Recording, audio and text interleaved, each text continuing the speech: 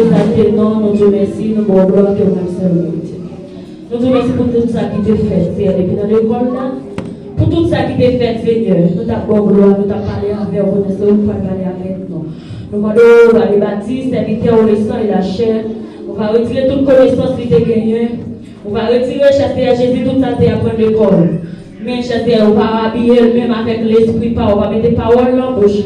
Chaque monde qui vient avec un cœur qui est ici, chaque monde qui vient avec un cœur qui est attristé, il est capable de jouer nos paroles pour nous, il est capable d'édifier. C'est comme ça que nous prions, nous ne pouvons pas dire monde qui est bon, mais c'est la gloire, la puissance, le ciel et le ciel. Applaudis mon Dieu.